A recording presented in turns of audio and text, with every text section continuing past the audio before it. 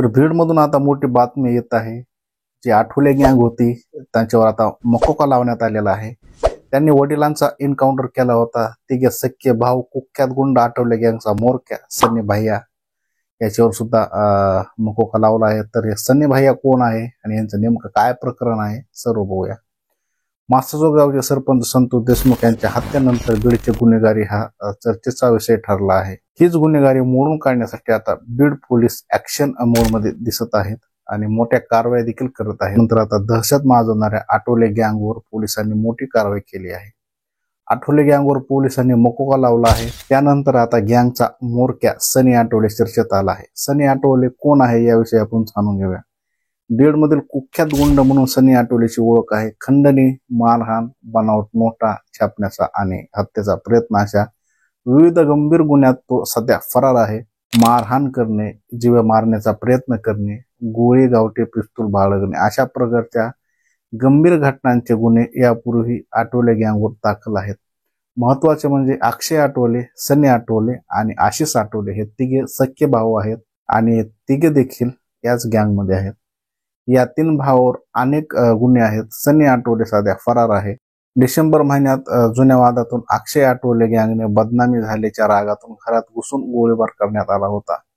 त्यानंतर सनी आठवले हा फरार आहे। बनावट नोटा तयार करून चलनात आणण्याच्या प्रकरणी सनी आठवलेवर देशद्रोहाच्या कलमाखाली गुन्हा नोंद झालेला आहे।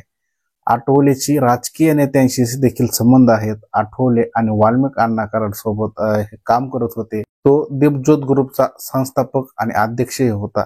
याच ग्रुपच्या माध्यमातून त्यांनी धनंजय मुंडे यांच्याशी जवळीक साधली। मात्र काही कारणाने त्यांच्यात वाद झाले आणि त्यानंतर आठवले आमदार संदीप क्षीरसागर यांच्याकडे गेले। आठवले आणि बंधू हे 2024 साली एन्काउंटर मध्ये ठार झालेल्या श्यामराव आठवले यांची मुले आहेत। श्यामराव आठवलेवर अपहरणाचा गुन्हा होता। सनी आठवले सोशल मीडियावर अनेक फॉलोअर्स आहेत। सनीच्या सोशल मीडियावर त्याने अनेक नेत्यांसोबतचे फोटो अपलोड केले आहेत। एवढंच नाही तर त्याने काही जेलमधील फोटो देखील अपलोड केलेले आहेत। किंग ऑफ बीड सिटी सनी भैया, बीड जिल्ह्याचे आदरणीय असे अनेक नावे सनी आठवलेची आहेत। तर सनी आठवलेची मदतीची ऑडिओ क्लिप त्याने व्हायरल केली होती।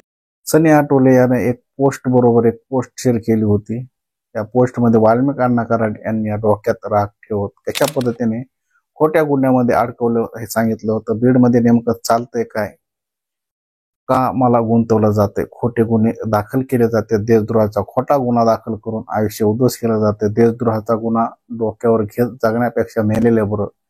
शहर पोलीस स्टेशनचे पोलीस निरीक्षक शीतल कुमार बल्लाळ हे वाल्मिक अण्णा कराड यांचे मित्र असून मी धनंजय मुंडे यांच्यासोबत दीपज्योती ग्रुपच्या माध्यमातून जोडलो गेलो, परंतु काही कारण असतो मी त्यांच्यापासून दूर आल्यानंतर बीडचे आमदार संदीप क्षीरसागर यांच्यासोबत 3 ते 4 व्हिडिओ आढळून आल्याने वाल्मिक अण्णा कराड यांना मला राग आल्याचं सनी आठवलेनं कोणत्याही गुन्ह्यामध्ये गुंतवण्याचा आदेश पोलीस निरीक्षक शीतल कुमार बल्लाळ यांना दिला होता।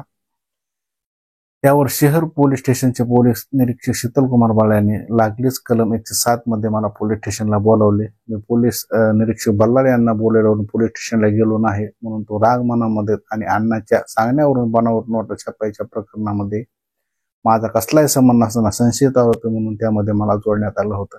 तर अशा प्रकारे त्या व्हिडिओ क्लिपमध्ये त्यांचा संवाद झाला होता, संभाषण झालं होतं। परंतु हे अशा प्रकारचे आठवले गँगच्या म्होरक्यावर सुद्धा आता बीड पोलिसांनी मोठी ऍक्शन घेतलेली आहे आणि त्यांच्यावर मकोका देखील लावलेला आहे। तर वाढत्या गुन्हेगारीमध्ये आता बीड संपूर्ण हादरून गेलेला आहे आणि ही गुन्हेगारी कुठेतरी थांबली पाहिजे आणि पोलीस आता यावर मोठ्या प्रमाणात कारवाई सुद्धा करत आहेत आणि अशीच कारवाई सुद्धा पुढे सुद्धा करण्यात यावी आणि नवनवीन उपकरण बीड जिल्ह्यामध्ये राबविण्यात यावे, जेणेकरून बीड जिल्हा हा भयभीत झालेला आहे। हे कुठेतरी थांबलं पाहिजे आणि यावर मोठे ऍक्शन झाले पाहिजे।